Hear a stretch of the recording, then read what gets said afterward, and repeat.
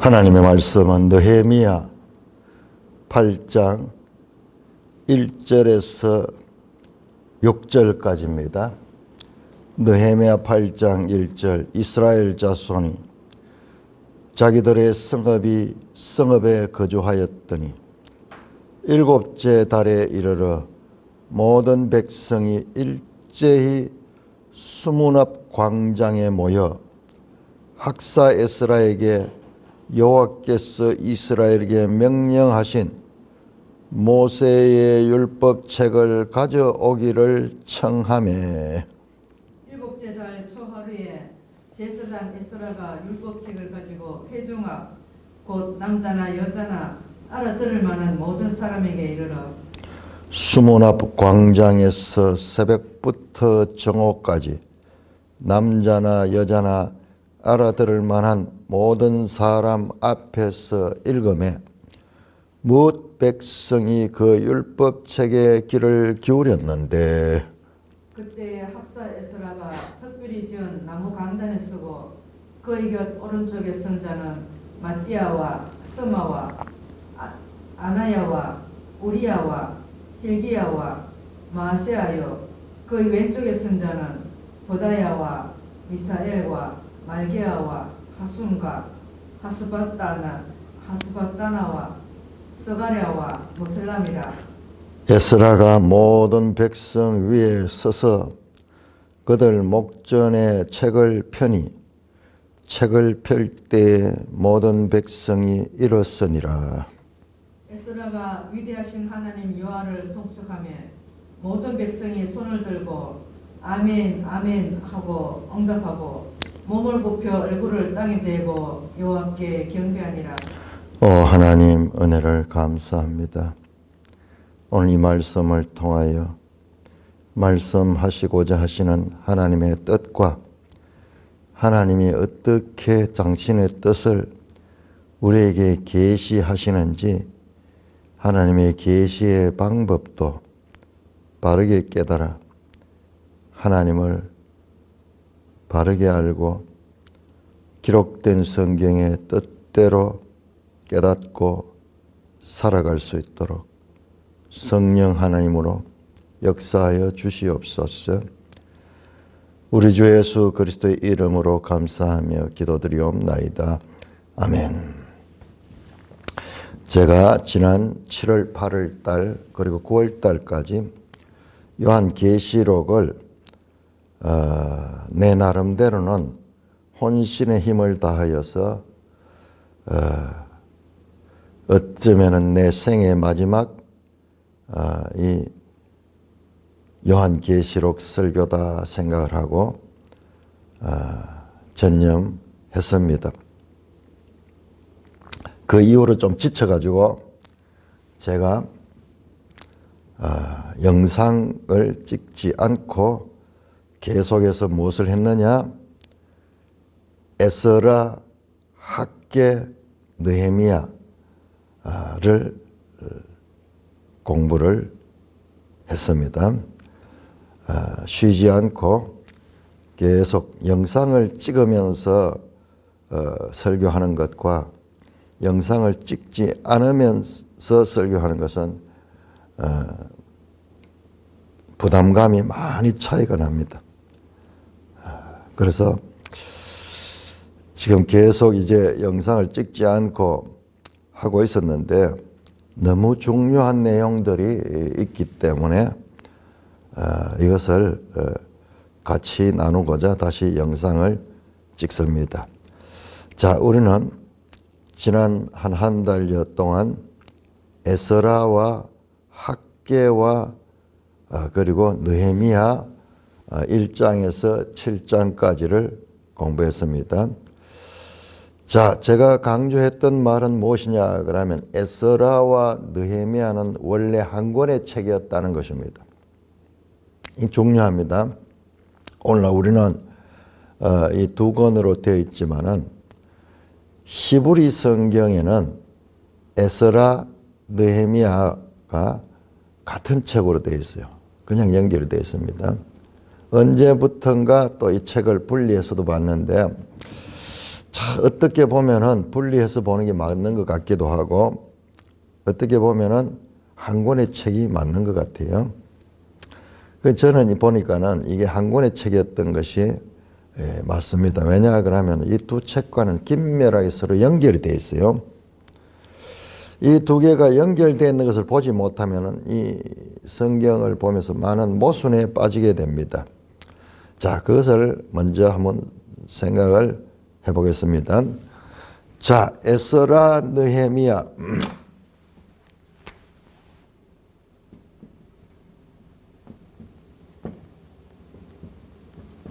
자, 이렇게 표현하는 것은 이 한 권으로 보는 거, 한 권으로. 자, 보세요. 에스라 1장에서 6장까지가 이게 성전 재건에 관한 내용입니다. 6장 15절에 비로소 성전이 완성됐다. 이건 언제냐 그러면은 BC 538년에서 516년입니다. 중간에 한번 15년 동안 쉬었죠.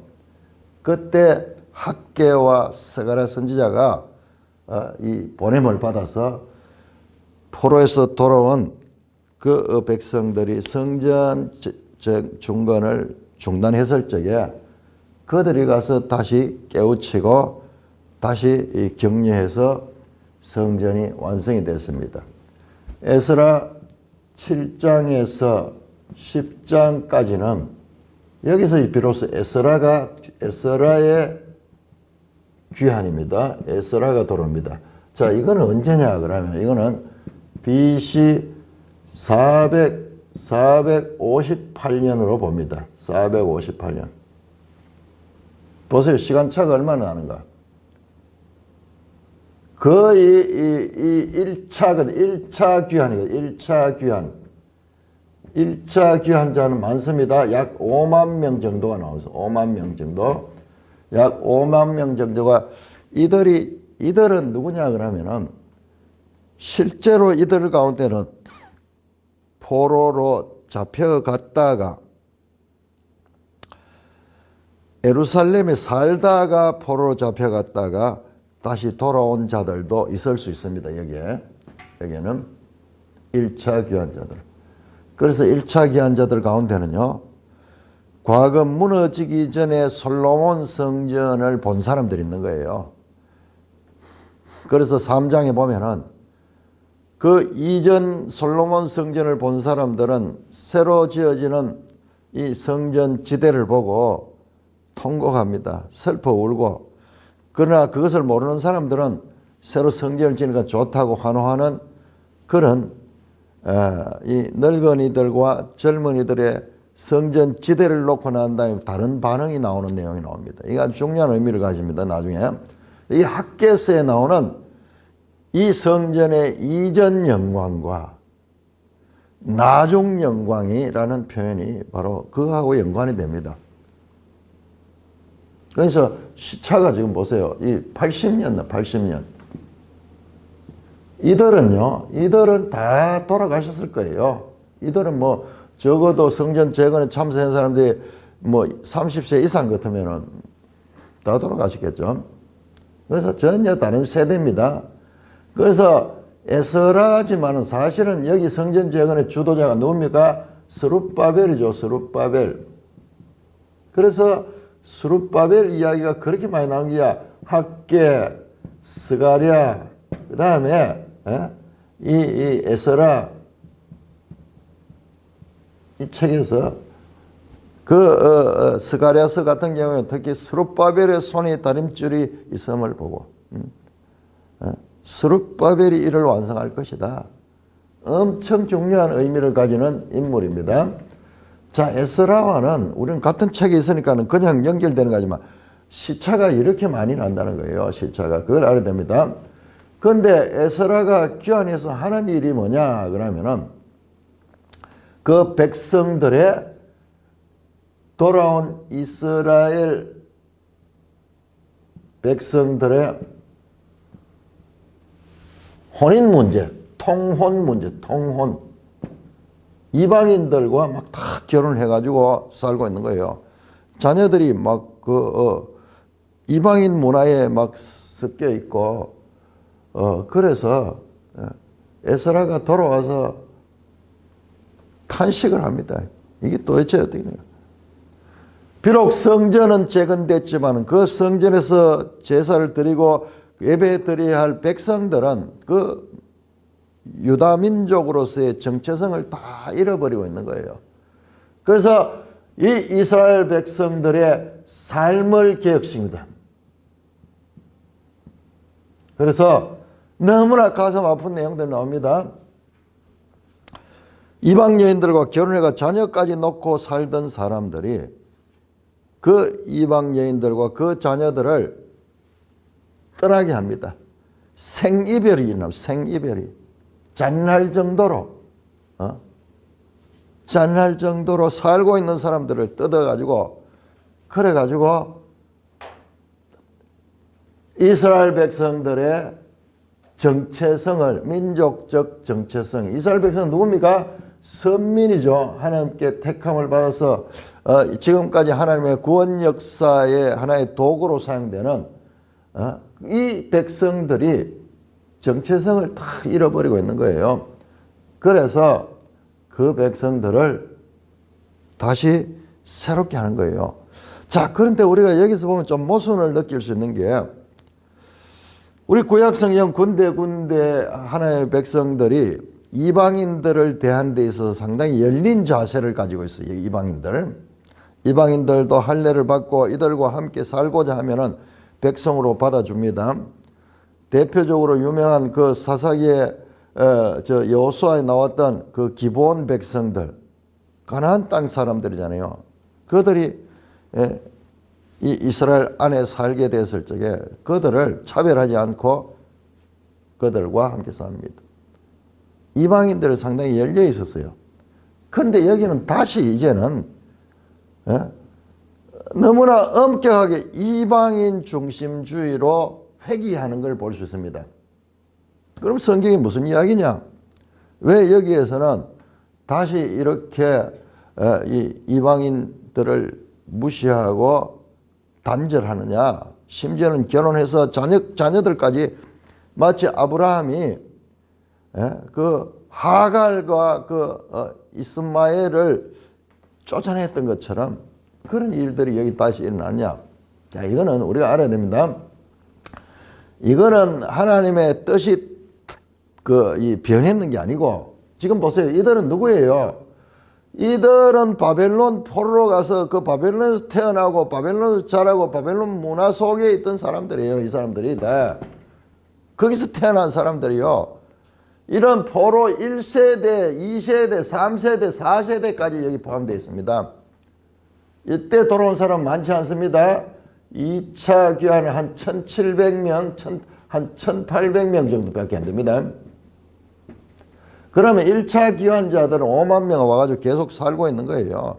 자녀 놓고 막 이렇게 살고 있는데 엉망인 거예요. 사는데 전부 결혼을 이방인들과 하고 막 이렇게 해가지고 이스라엘로서의 정체성이 없어진 거예요. 그래서 여기서는요, 하나님의 뜻이 달라진 게 아니고 하나님의 뜻은요, 이스라엘 백성의 정체성을 유지하고 이방인들에 대해서도 열린 마음을 가진 거였지. 지금은 본질이 없는 거예요. 이스라엘 백성 정체성 자체가 무너지는 때인 거예요.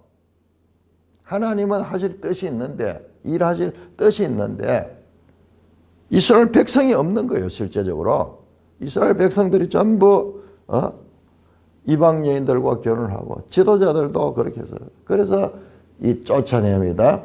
그래서 백성들의 삶을 개혁하는 내용이 여러분 7장에서 10장에 나옵니다. 에스라가 와서 여러분 뭐 딴 거 없어 회개하고 그 백성들의 죄된 삶을 보고 회개하고 그 다음에 그 백성들이 그 에스라의 모습을 보고 자기들이 결단을 합니다. 우리가 이방 여인들을 쫓아내겠습니다. 자녀들까지 쫓아내겠습니다. 눈물의 생이별이 일어나는 것이 이 내용입니다. 이 내용. 여기 에스라 학사지만은 여기 와서 뭐 특별히 가리키고 이런 것도 없어요. 그 처참한 성전은, 하나님의 성전은 재건되었지만은 하나님의 성민이 없는 거예요. 성민들이 성전에서 제사를 드는데 성민이 없는 거예요. 그래서 그 내용. 자, 그 다음에 이 느헤미야 1장에서 이 6장까지는 또 다르십니다. 자, 여기에는 3차 느헤미야에 기한 느헤미야.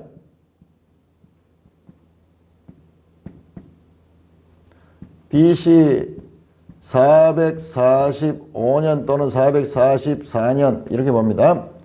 자, BC 445년. 자, 여기에는 뭘 했느냐? 여기는 몇 명이 왔다는 표시가 없어요. 아마 느헤미야가 지도자로서 왔던 것 같아요. 그 같이 온 사람 수는 많지 않은 것 같아요. 자, 이로부터도 십수년 후죠. 13년 후입니다. 에스라의 귀환으로부터 위안이고, 자, 여기에서는 뭘 했습니까? 여기서 와서는 성벽 재건을 했네요. 성벽. 그래서 6장 15절에 52일 만에 성벽이 재건됐다. 성벽이 재건됐습니다. 그래서 성전 재건, 그 다음에 이스라엘 백성들의 선민도 되고 성민도 되겠네. 거룩한 백성들을 이제 세우고, 그 다음에 성벽을 재건하는 이야기다. 자, 오늘 우리가 보는 이 8장은 자, 일단 이렇게 보자고요. 그러니까 이 두 책이 왜 한 권의 책으로 봐야 되느냐를 제가 설명하기 위해서 지금 이야기를 한 거예요. 그리고 이 에스라 느헤미야 책은 우리에게 메시지를 정하는 방법이요. 특별합니다. 자, 그런 것들 우리가 이걸 깊이 연구해 보면요, 상당히 모순이 발생돼요, 여기 안에. 그래서 지금 그 모순인가 우리가 이해하지 못한 하나님의 더 높은 지혜에서 온 표현인가, 그걸 제가 말씀드리려고 지금 이야기를 하는데, 자, 느헤미야 7장은 전혀 생뚱맞게 포로 귀한 자들의 명단입니다. 명단. 언제? 1차 포로 귀환자들의 뭐예요? 1차 포로 귀환자들. 요 1차 그 내용을 보면요, 에스라 2장의 내용과 똑같아요. 에스라 2장. 에스라 2장에 나온 1차 귀환 포로 귀환자들이 한 70절 정도 되는데 엄청나게 많은 사람들 명단이 여기 다시 또 나옵니다. 여기 나왔던 내용이 여기 또 나오는 거예요. 그래서 제가 이 두 책이 한 권의 책이라는 거예요. 자, 그러면은 왜 이렇게 말도 안 되느냐? 이 내용이요, 시간차도 많고, 그 다음에 여기 느헤미야 이제 445년에 성벽을 재건했는데 다시 여기 538년대에 1차 포로 귀환자들의 명단이 느헤미야 7장에서 나오는 거예요. 그래서 그 다음에 오늘 이제 8장은 느헤미야 8장 보세요. 8장에서 10장까지는 다시 누가 등장? 에스라가 등장. 에스라 등장.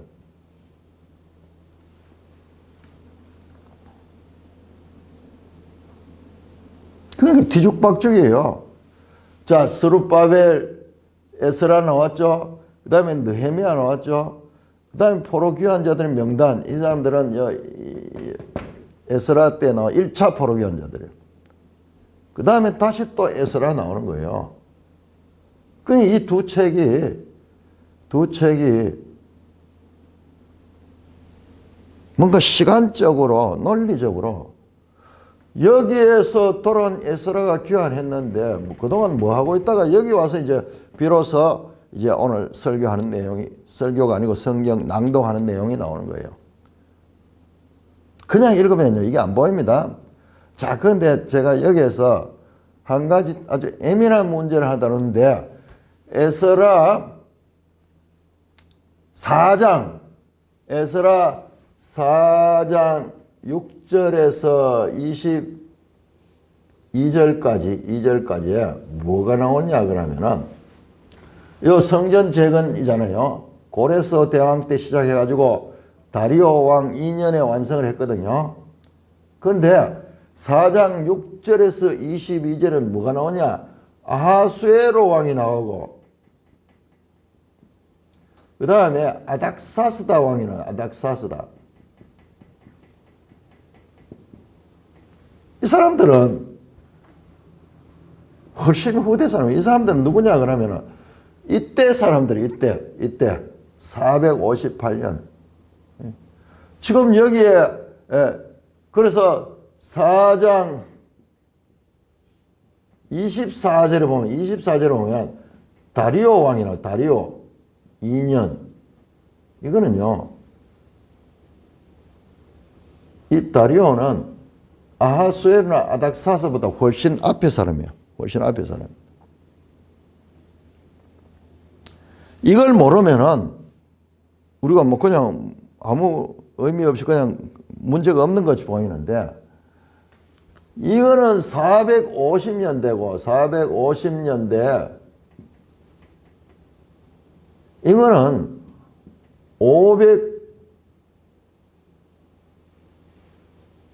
20년대 때 520년대 70년 차이가 나오는데 갑자기 이 사람들 후에 사람들이 나왔다가 다시 앞에 이 전에 사람이 나오는 거 조상이 나오는 거예요.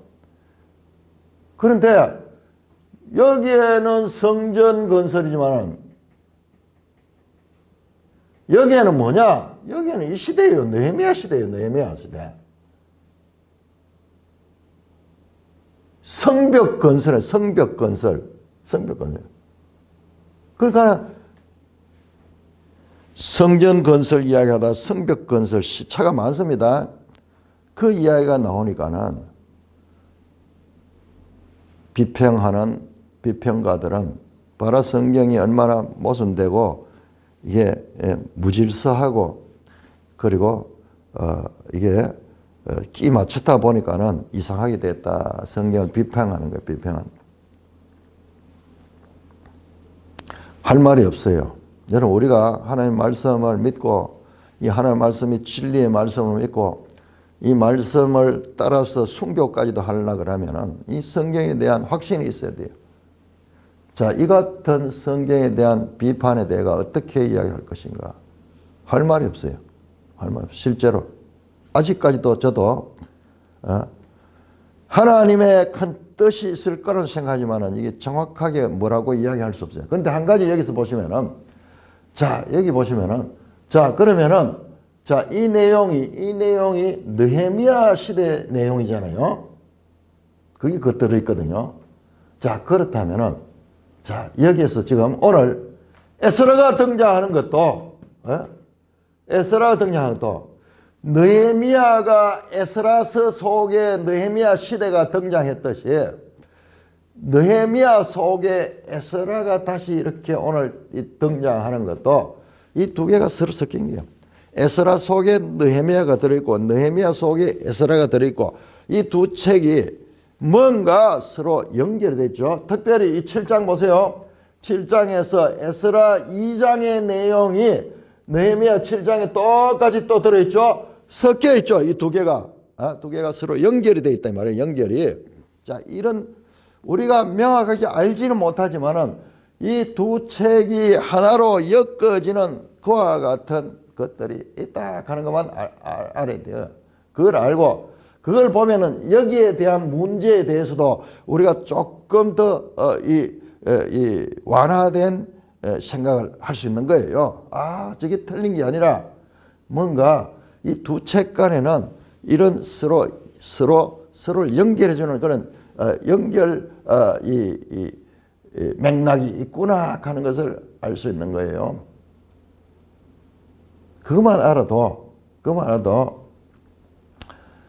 저 문제 때문에 성경 전체에 대한 불신이 있어서는 안 되거든요. 우리가 좀 완화될 수 있어요. 그러나 이 문제조차도 모르고 읽으면은 내 이야기가 뭔지도 모르고 아무것도 모를 거고. 근데 우리 성경을 하는 말씀이라 그러면은, 야, 이게 말도 안 되는 이런 연대가 왜 이렇게 나오는가? 그거를 인식을 하고 있어야 돼, 인식을. 그러면서도 우리가 하나님 말씀을 믿는다 해야지. 그것도 모르면서 무조건 믿는다. 그러면 안 돼요. 그러면은 사실 그건 자기 확신이지 말씀에 대한 확신이 아니에요. 자,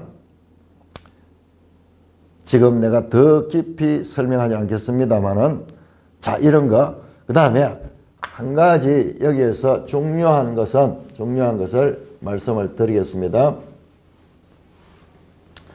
자, 그러면은 에스라 느헤미야는 왜 성전을 건설하고 성벽을 건설하고 이런 내용으로 되어 있는가? 건설하는 내용이 되어 있는가? 자, 보세요. 자, 에스라와 느헤미야서에 우리가 많이 나오는 하나님의 전 또는 하나님의 성전이라는 것은요. 성전이라는 것은 원어로 보면은 베이트, 집이에요, 집. 집입니다, 집. 하나님의 집.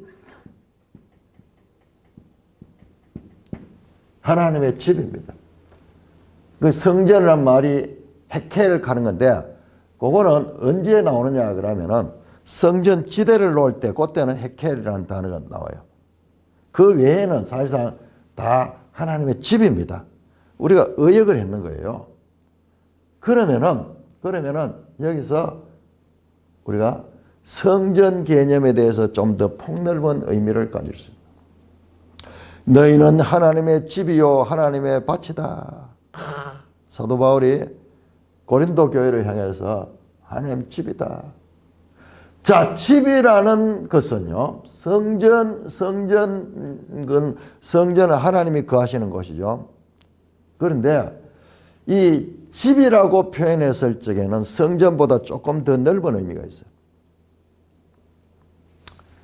하나님의 집을 성전이라고 이야기하지만 우리가 집이라 할 적에 건물을 가리키기도 합니다. 하우스, 이 집, 저 집, 몇 평짜리 집, 몇 층짜리 집, 그 이야기 하잖아요.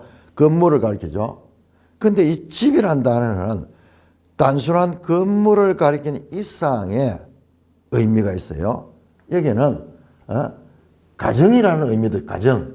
우리말도 똑같죠. 우리말도 집이라고 했을 때 하우스, 건물을 가리킬 수도 있지만은 그러나 우리 집이라는 말 속에는 가정이 있어요. 그래서 집안이라고 해요. 집안 그러면은 그 가족들을 이야기하는 거예요. 가족들. 그렇죠? 그래서 이 하나님의 집을 성전이라고 그렇게 우리가 의역을 했는데, 만약 하나님의 집이라 그러면요,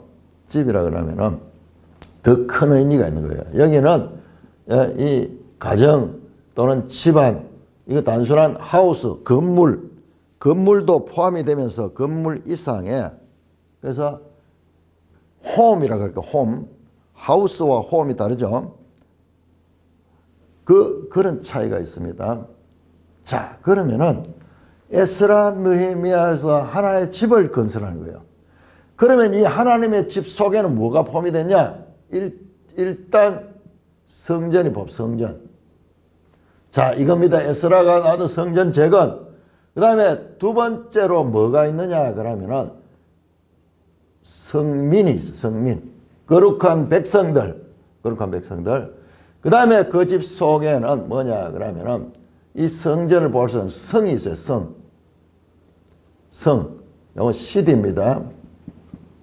성벽으로 되어 있는, 옛날 고대 도시는 좀 벽으로 둘러싸인, 성벽으로 둘러싸여 있습니다. 성벽이 있어요. 성벽. 자, 성전, 성벽.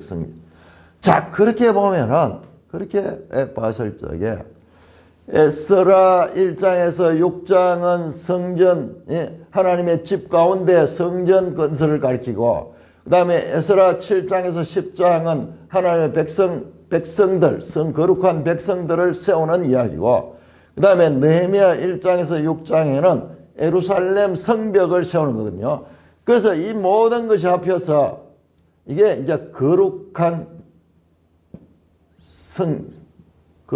성 안에 있는 백성들과 성전이 있는 거예요. 거룩한 성. 자, 이 에스라 느헤미야를 하나님의 집 건설로 보면은, 하나님의 집 건설로 보면 아주 논리적으로 순서도 맞아요. 제일 먼저 성전 건설, 그 다음에 거룩한 백성들을 새롭게 만들어내는 그 이야기, 그 다음에 예루살렘 성 건설. 하나님의 집은 성전 속에 갇히는 게 아니라 여기 더 큰 개념은 예루살렘 전체가 거룩한 성이고 그 안에 살던 사람들을 성민으로 그렇게 해서 지금 이야기가 하나님의 집 건설에 관한 이야기로 봤을 적에는 이게 논리적으로 맞아요. 논리적으로. 자, 그러면은 7장에 이 1차 기원자들의 명단은 뭐냐? 자, 이게요. 우리가 앞에서도 많이 봤던 성경의 독특한 교차대구 에스라 2장과 느헤미야 7장이 시작과 끝을 이루면서 둘이가 시작과 끝으로 이 포로 귀한 자들의 명단이 탁 돌아가지고 교차대구를 이루면서 이 안의 내용이 뭐냐? 이 안의 내용이 하나님의 집 건설 이야기로서 봤을 적에 이게 정확하게 딱 떨어지는 거예요. 딱 떨어지냐. 자, 이걸 누가 이런 주장을 하냐? 에스케나지라는 유대인 여자예요. 유대인 여자가. 많은 사람들은 이걸 보지 못하기 때문에 이게 모순이다. 에스라 막 뒤죽박죽 돼 있다. 그렇게 비판하는데 에스케나지 아니야. 이거는 우리의 비판을 초월하는 하나님의 지혜야. 그리고 하나님의 집 건설을 가리킨 거야. 자, 이게 상당히 설득 있는 게 우리 신약에 들어오면요. 이 지금 에스라 느헤미야는 신약을 향하여 있거든요. 특별히 이 느헤미야서는 역사서로 보면 구약 성경의 마지막 책이에요. 마지막 시기입니다. 역사서에서. 그러면 신약을 향하여 있는 거예요. 자, 그래서 이렇게 교차 대구를 이루면서 갈로와 같이 역할을 하면서 하나님의 집 건설에 관한 이야기다. 그렇게 보는 거예요. 보는 겁니다. 자, 이렇게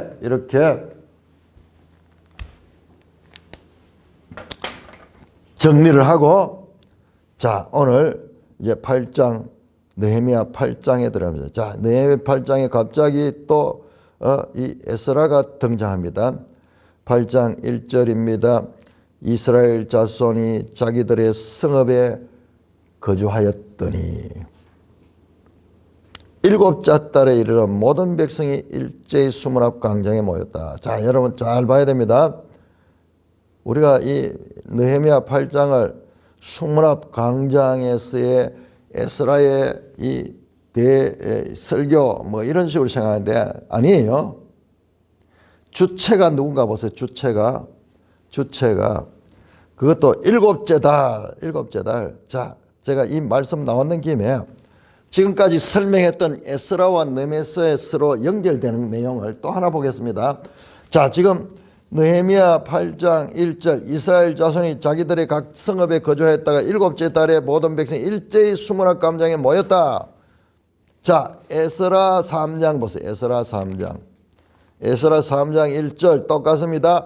이스라엘 자손이 각자의 성읍에 살았던 일곱째 달에 이르러 일제히 예루살렘에 모였다. 시간적으로는 엄청 차이가 납니다. 시간적으로는 이거는 언제입니까? 바로 1차 귀한 자들 스룹바벨 시대입니다. 그 내용과 지금 그로부터 한 약 80년 후에 일어나는 이 에스라 시대 내용이 똑같이 되어 있어요. 그 사람만 다르지만 그 형식이 똑같아요. 그 안에 이어진 내용들도 보면은 아주 유사한 점이 많아요. 그런데 차이점은 저렇게 모여가 여기서는 제사를 드렸고 그 다음에 느헤미야서는 제사 이야기가 없어요. 율법책을 읽고 율법책을 설명하고 율법책을 깨닫는 내용이라는 그런 차이가 있지만은 형식상에서는 아주 유사한, 그러니까 방금 이야기했던 이와 같은 이 에스라와 느헤미야의 서로 평행을 이루는 교차 대구적인 그런 구조가 크게도 있지만은 세부적으로 보면은 또 이렇게 있는 것을 볼 수가 있습니다. 자, 이것을 설명하려고 하면은 이거는 글로서 막 이렇게 해야 되지. 그냥 강의로서 이렇게 해가지고는 이 듣는 사람도 무슨 말인지 알 수가 없어요. 자, 그렇다는 정도고요. 자, 여기에 일곱째 달은 에스라에서도 아주 중요한 달이었고 그 다음에 느헤미야도 마찬가지로 일곱째 달입니다. 일곱째 달이에요. 자, 모든 백성이 일제히 수문 앞 광장에 모였다. 자, 강조가 모든 백성입니다. 콜 아민이라는 단어가 이 안에 여러 번 반복돼서 나옵니다. 주체가 누구냐? 주체가 에스라가 아니에요. 주체가 느헤미야가 아니에요. 주체가 누구냐? 성벽을 쌓은 사람들도 여러 포로에서 돌아온 자들입니다. 회중들이에요. 회중. 이스라엘 백성들입니다. 모든 백성.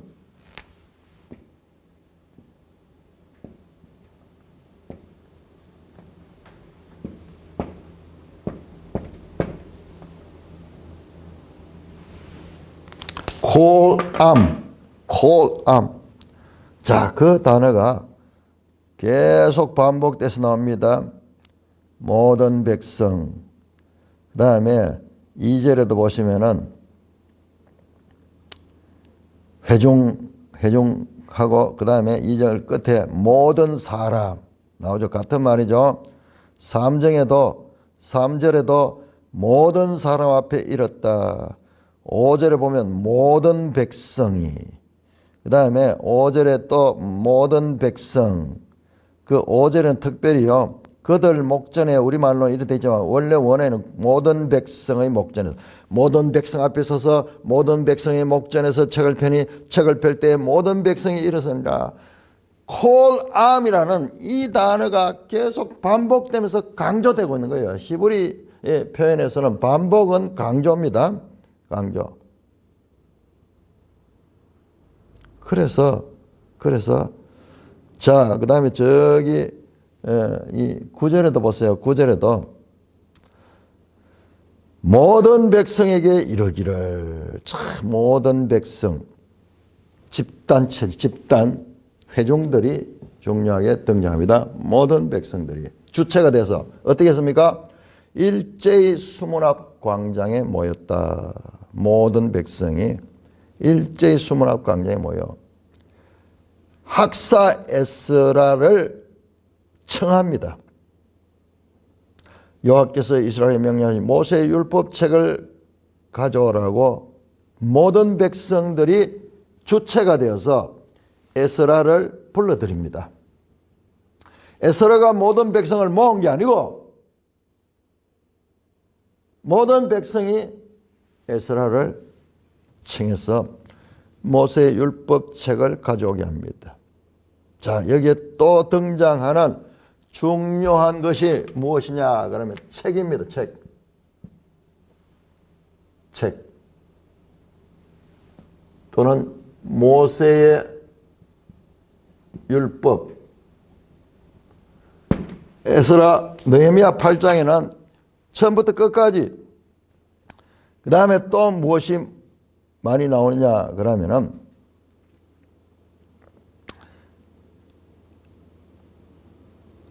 알아듣다, 알아듣다. 뭡니까? 알아듣다. 3절 나오죠?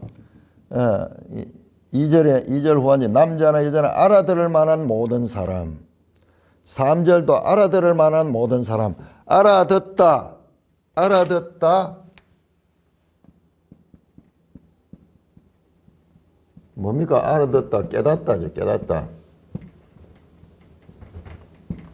being, understand.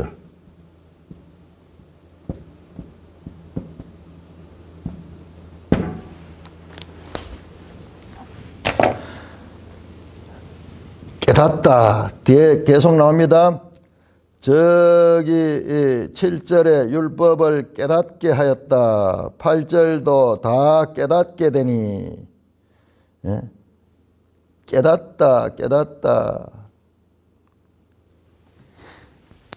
모든 백성이 책을, 말씀을 알아듣다, 깨닫다, 깨닫다. 자, 이게 아주 중요합니다. 지금까지 나왔던 구약 성경에는요, 이런 게 없어요. 뭐였습니까? 에스라 3장에도 느헤미야와 아주 연속이 되지만은 거기는 이게 아니고 제사를 드리는 거죠. 제사를 드리는 거. 번제를 드리고 속죄제를 드리고 제사를 드렸다. 행위를 강조하죠. 행위. 근데 이거는 뭐냐? 이거는 모든 백성들이 인격적으로 말씀을 사모하고 그 말씀을 깨닫는 거예요. 깨닫는 거예요. 자, 지금까지 앞에 나왔던 하나님의 집 건설, 첫째 성전, 그 다음에 성민, 그 다음에 성벽 나왔죠? 에스라 느헤미야에서 그것을 하나님의 집이라 그러면은 그 하나님의 집의 그 백성들의 생각, 백성들의 내면의 변화를 나타내는 내용이야. 백성들의 내면의 변화. 깨닫다, 알아듣다, 알아듣다. 그리고 나중에는요, 그들이 그 깨닫고 감격하는 내용들도 나오게 됩니다. 자, 그래서 에스라 8장, 느헤미야 8장이 참 중요한 장입니다. 문맥적 연속성도 없이 갑자기 느헤미야서에 에스라가 툭 튀어나오는 거예요. 이거는요, 앞에 나왔던 에스라서와의 연속성을 모르면, 에스라서를 모르는 사람들은 이 에스라가 누군지 알 수도 없고 그냥 나오잖아요.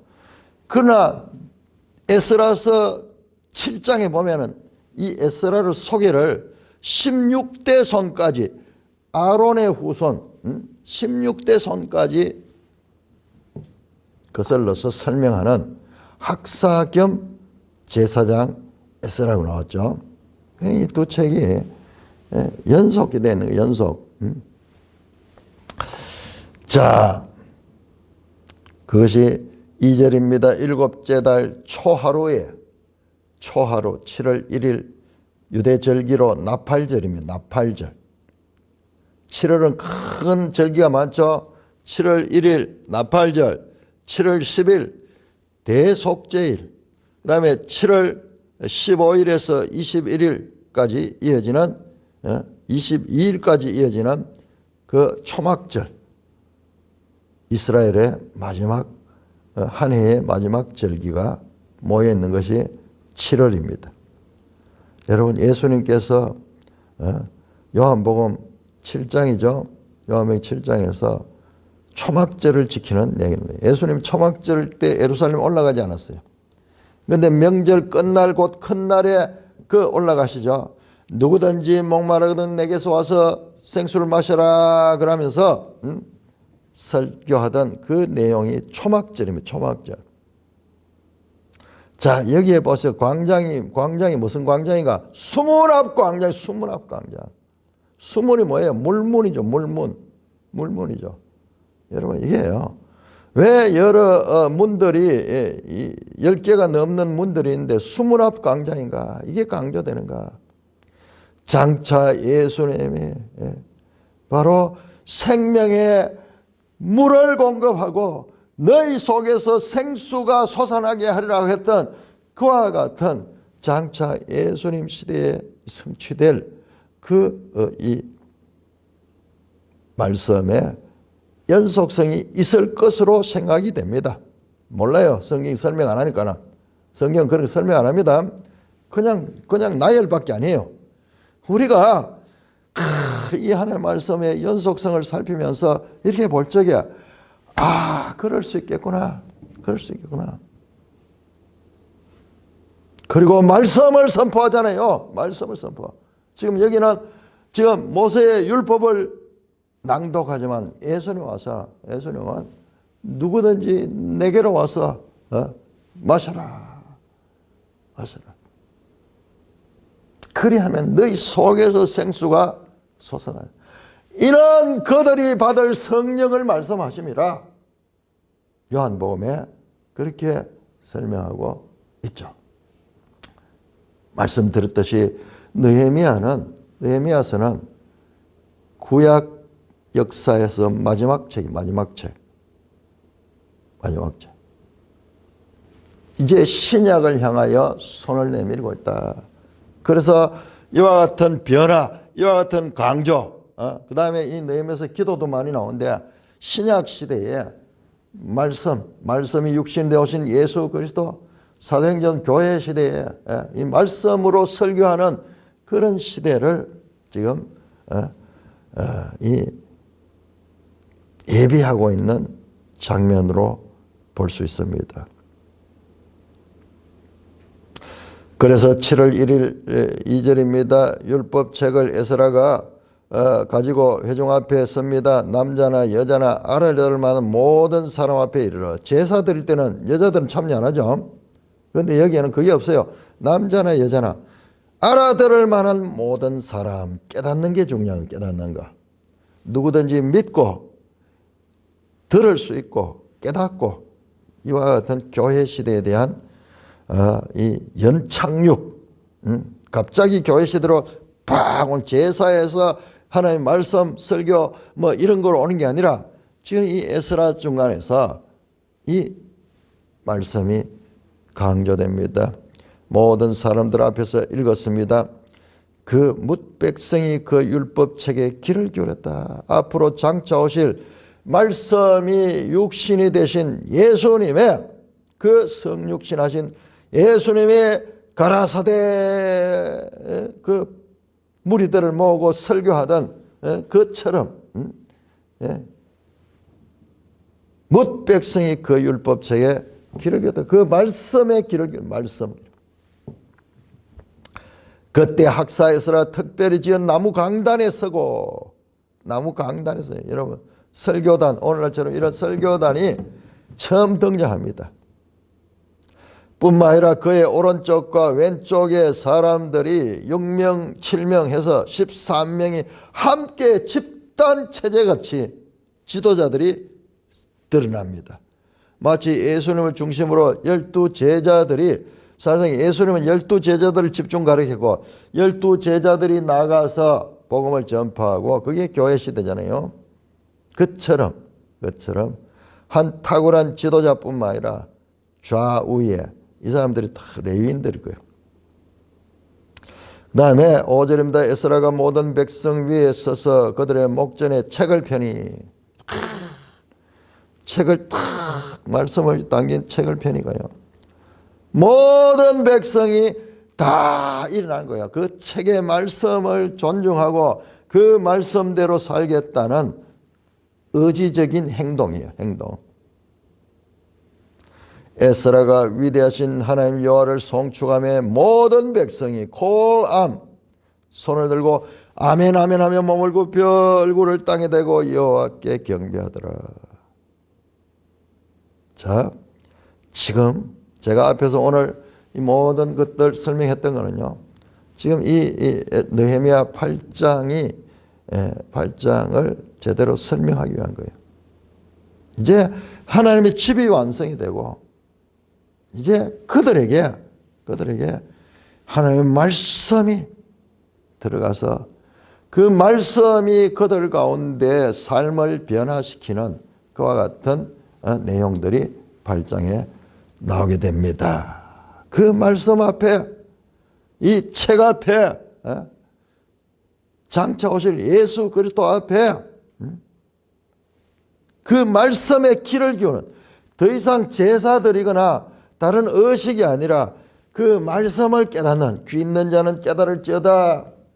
귀 있는 자는 깨달을지어다. 들을 귀 있는 자는 들을지어다. 듣고 깨닫는, 그것이 강조되는 이게 획기적인 장면이에요. 지금까지 구약에서 봤을 적에 지금까지 없던 새로운 시대가 열리는 것을 볼 수가 있습니다. 뿐만 아니라 이 에스라 좌우에 서 있는 지도자들 참가하고 있습니다. 다음 시간에 계속해서 말씀드리겠습니다. 찬송가 204장입니다. 찬송